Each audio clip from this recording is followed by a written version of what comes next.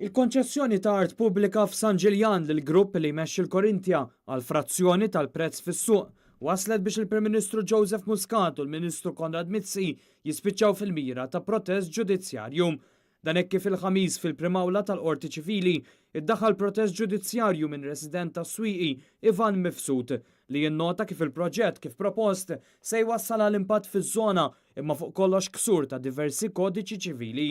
Mifsud li huwa rappreżentat mill-avukat Natalino Caruana de Brincat jinnota kif il-grupp Korintja ngħata drittijiet bla limitu li jekk jixtieq jista' jwettaq reklamazzjoni tal-art u jibni fuqha għal skop purament kummerċjali. Jgħid li skont il-liġi ta' Malta xatt il-baħar u l-qiegħ tal-baħar jitqisu bħala demanju pubbliku u l-iżvilupp fuq art fid-demanju pubbliku jista' jsir biss bil-kundizzjoni li l-iżvilupp jintuża b'mod konsistenti man-natura tal-inħawi.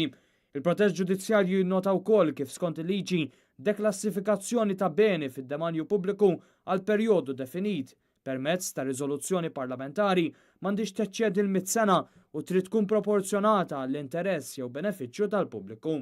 Jinnota li minn dan kollu il-parti deklassifikata mill-Gvern permezz ta' riżoluzzjoni parlamentari għandha tkun speċifika u identifikabbli.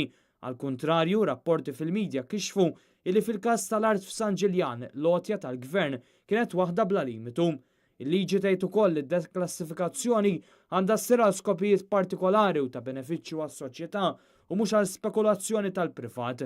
Dan imur kontra dak li se jseħħ f'San Ġiljan fejn il-grupp Korintja mistenni jibni lukandi u blokok residenzjali lussużi fuq art li oriġinarjament ingħatatilhom għal skop esklusivament turistiku. Biċ-ċermen tal-grupp Korintja din il-ġimgħa jiftaħar li l-appartamenti se jinbijaw bi prezz doppju minn dak normali. Aħna immorru nġibu l-klijenti aħna, mhux se noqogħdu nistennuhom jiġu, tajjeb, u definitament il-prezz tagħna jkun ir-doppju ta' ħaddieħor. Il-protest ġudizzjarju jgħid li b'dan id-dil il-Gvern qed jikser il-liġi u jitlob lill-Prim Ministru kif ukoll il-Ministru Konrad Mizzi li negozja din il-konċessjoni mal-grupp Korintja biex jaċċertaw ruhom li l-liġijiet ta' Malta ma jinkisrux u biex l-interessi tal-poplu Malti in ġenerali jitħarsu.